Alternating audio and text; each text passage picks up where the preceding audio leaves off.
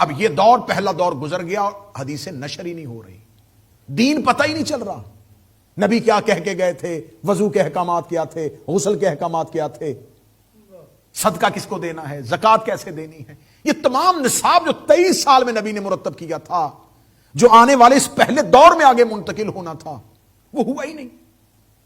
تو اب آپ مجھ پہ سوال کریں کہ پھر یہ جو ہمارے پاس اتنی حدیثیں پہنچی ہیں یہ کیسے پہنچ گئی ہیں؟ حضور یہی تو میں آپ کو لے کے آنا چاہتا ہوں کہ جن کتابوں سے آج ہمیں کہا جا رہا ہے یہاں سے علی ثابت کریں، ہماری کتاب میں تو نہیں لکھا، ہم نے تو کہیں ماتم نہیں لکھا، ہماری کتاب میں تو کہیں نہیں لکھا کہ اہل بیت معصوم ہے، تو ہم بتاؤں تو صحیح کہ یہ تمہاری جو کتابیں ہیں یہ لکھی کہاں پر گئی ہیں؟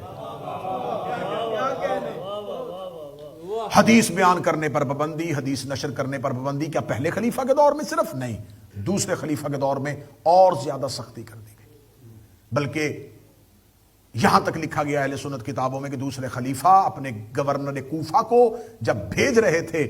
تو قرظہ انصاری کو اسے بھیجتے ہوئے جب وہ مدینہ سے باہر آئے تو اسے کہتے تمہیں خبر ہے کہ میں تمہیں مدینہ سے باہر کیوں چھوڑنے آیا ہوں؟ اس نے کہا اس لیے کہ آپ مجھے اعزاز بخش رہے ہیں کہ میں آپ کی گورنری کے لیے کوفہ جا رہا ہوں۔ اس نے کہا صرف یہ نہیں،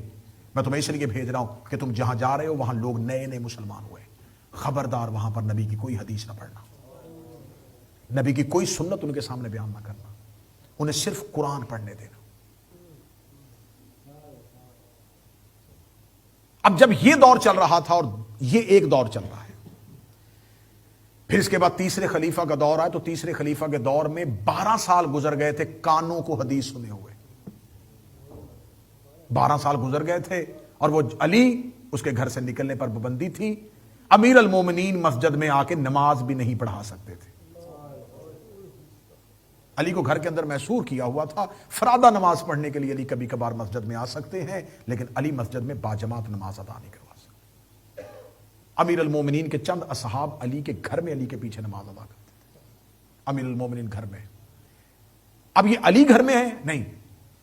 یہ علی کے گھر کا دروازہ بند نہیں ہوا، یہ علم کا دروازہ بند ہو گیا، ایسا ہی کہوں نا جی، ہدایت کا دروازہ بند ہو گیا، موضوع پسند ہے سرکار کی، دروازہ بند ہو چکا ہے اور حدیث کوئی بیان ہی نہیں کر رہا، کہیں حدیث بیان نہیں ہو رہی۔ تیسرے خلیفہ کے دور میں صرف یہ نہیں ہوا کہ حدیثیں بیان کرنے پر پابندی ہوئی، تیسرے خلیفہ کے دور میں احادیث بنائی جانی شروع ہو گئی، قلت پڑ گئی ہے، قحط پڑ گیا ہے، حدیث ہے ہی کوئی نہیں۔ انہوں نے کہا ایسے لوگوں کو بلاؤ جو حدیثیں بنائیں، ایسی حدیث بنائیں، ایسی حدیث بنائیں کہ ان کو سونا چاندی درہم و دینار تول تول کیے جاتے تھے حدیثیں بیان کرنے۔ یہ سلسلہ چلتا گیا، اہل سنت کے امام ہیں، امام نسائی ان کا نام ہے، اہل سنت کی 6 بڑی کتابوں میں سے ایک بڑی کتاب سنن نسائی ان کی ہے، جہاں جا کے انٹرنیٹ پہ سرچ کیجئے گا امام نسائی کی موت کی وجہ کیا بنی، اپنے اماموں کے بارے میں پوچھ لو، چلے ہمارے امام کو چھوڑو،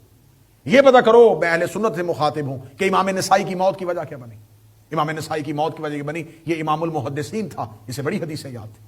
یہ دمشق گیا، جب یہ دمشق پہنچا تو اس نے دیکھا کہ دمشق میں ممبروں پہ علی کو گالیاں دی جا رہی، گلیوں میں لوگ اگر کسی کو بری گالی دینی ہوتی تھی تو اسے علی کے نام سے مخاطب کر رہے ہیں، یعنی کہ لفظ علی جو قرآن میں عزت کے طور پہ آیا ہے شام میں گالی کے طور پہ دیا جا رہا ہے۔ یہ بزرگ تھا، اس نے دمشق کی مرکزی مسجد میں تمام شام کے علماء اور محدثین کو بلایا، اسے کہا آؤ اکٹھے ہو کے میں تم سے کوئی خطاب کرنا چاہتا ہوں۔ مسجد اموی کھچا کھچ بھر گئی، مدینہ سے امام نسائی آئے ہیں، ان کا خطبہ سننا ہے۔ جب ساری مسجد بھر گئی تو یہ خواص بیٹھے ہوئے تھے، عوام نہیں بیٹھے ہوئے، علماء محدثین بیٹھے ہوئے تھے، مفتی بیٹھے ہوئے تھے۔ اس نے منبر پہ جا کر علی کے فضائل پڑھنے شروع کر دیے۔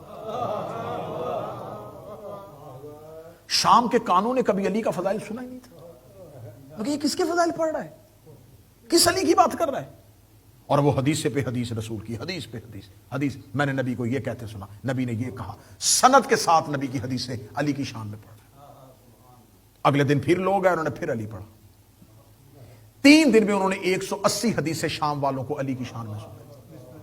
آج بھی وہ 180 حدیثوں پر مشتمل امام نسائی کی کتاب ہے خصائل علی، اردو میں بھی اس کا ترجمہ ہو چکا ہے۔ 30 دن خبر پہنچ گئی کہ یہ تو علی کے فضائل پڑھے جا رہے ہیں۔